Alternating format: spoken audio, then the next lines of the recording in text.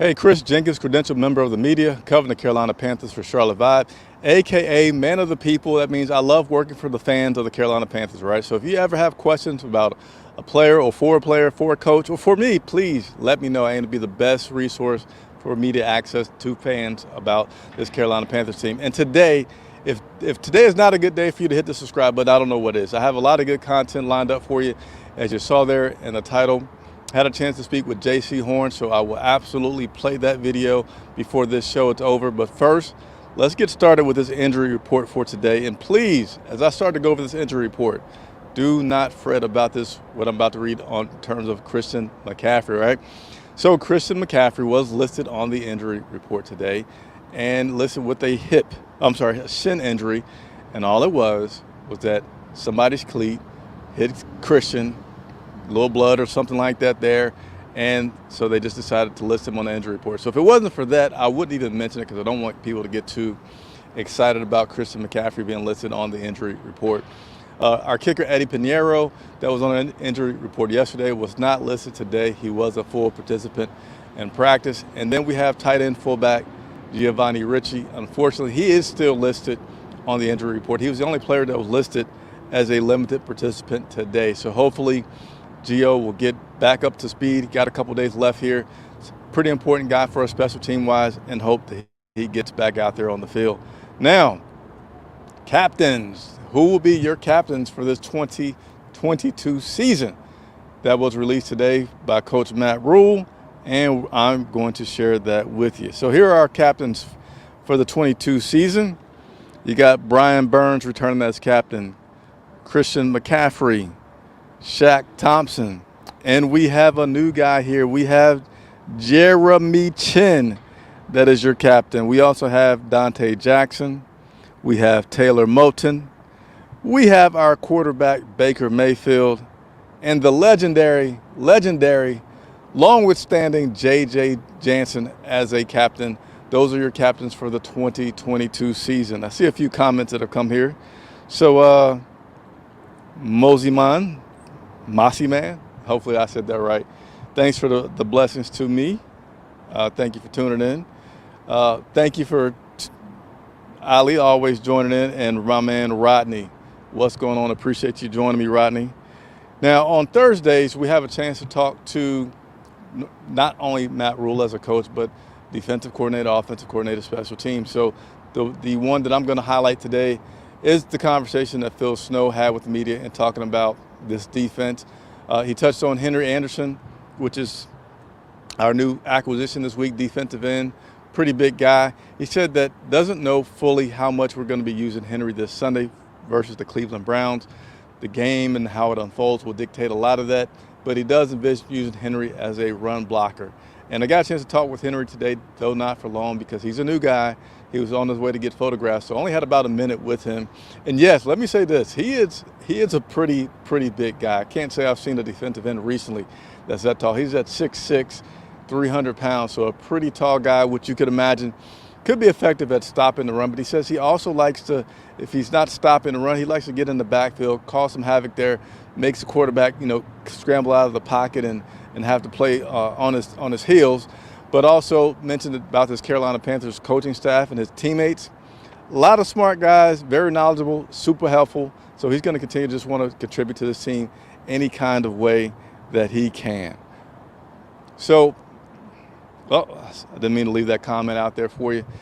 Next up, hey, one-on-one interviews is what I love to do. Talk to these players, help you get to know them a little bit more. Jaycee Horn has been a guy that everybody's been excited about.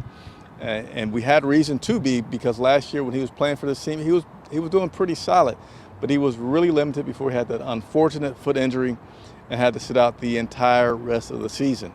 And as you may know, during the preseason and OTAs and training camp, Jaycee was a guy that was hungry to be out there. Just, at times coaches had to pull him out because he's out there trying to get some extra reps.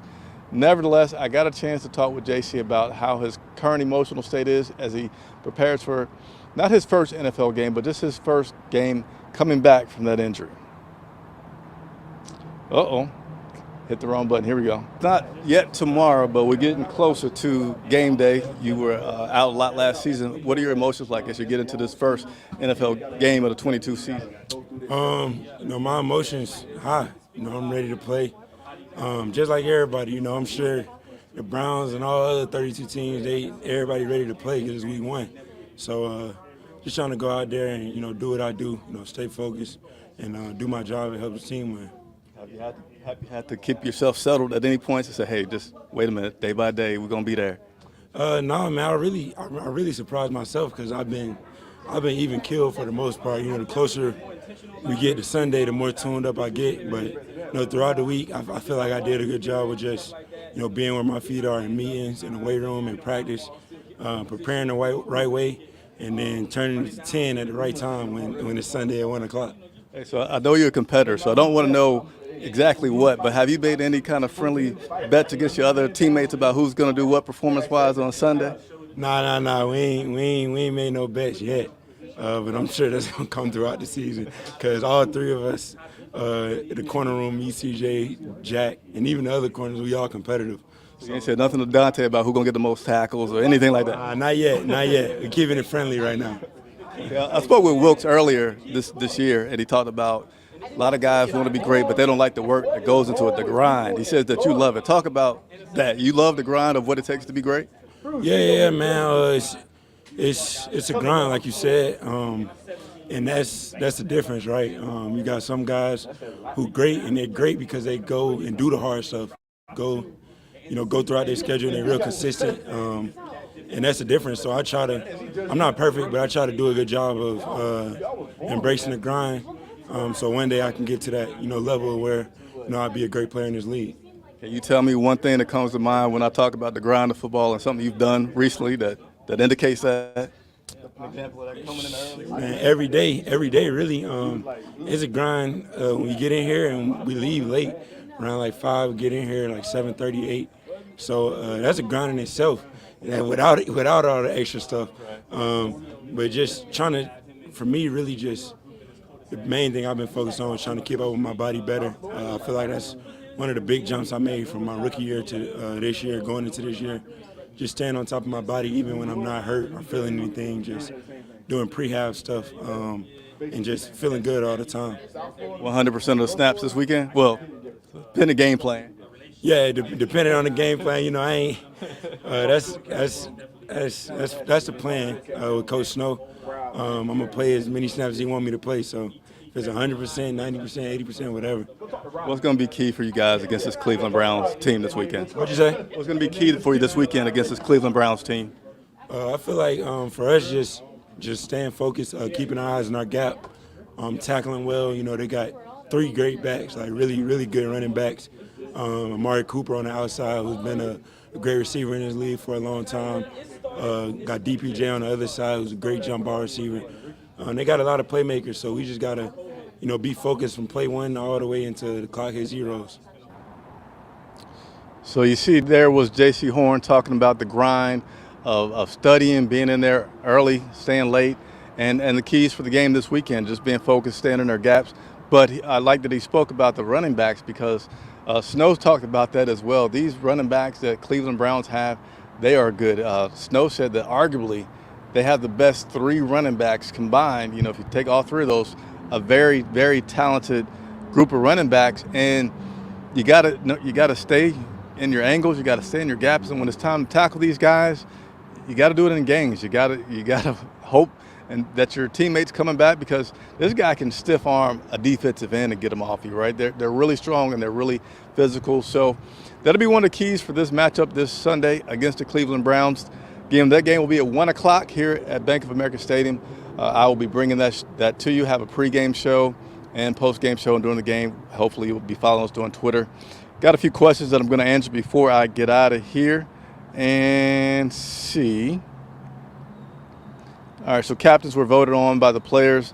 Look like Baker's really jiving with his new teammates. Yeah, Baker has, from day one been respected and getting along with his teammates. I'm sure the fact that him and Sam Darnold were friends previously and the fact that before the season even started, Baker and Sam got together with some of the guys and did some things to get a rapport. And then one thing that is very evident about Baker Mayfield is he is a leader. He is an alpha male for sure. He loves to go after the head of the defense and make it be known that he's coming for you. So, some raindrops. Will not be out here much longer with the raindrops. So, yes, Joshua, he's definitely vibing with the team. Joe, Todd, and Wells. So this is in reference to the interview with Jaycee. Answer like a true professional. You hit him with some really good questions. Thank you very much. It was a joy talking to him. Certainly hope to continue to talk to him. And I love bringing you all this content. So if you enjoy it, again, please hit that like button. Please hit the subscription button. The more you guys subscribe, the more I'm able to get access to players and coaches to ask them some questions and help you get some information to make your own opinions about this team and the players that we have. Appreciate that very much. Even though, so morale in the locker room, it's good. It's good. I overheard another reporter talking to Brian Burns, and he made the comment about this team being so close and how they gel so well.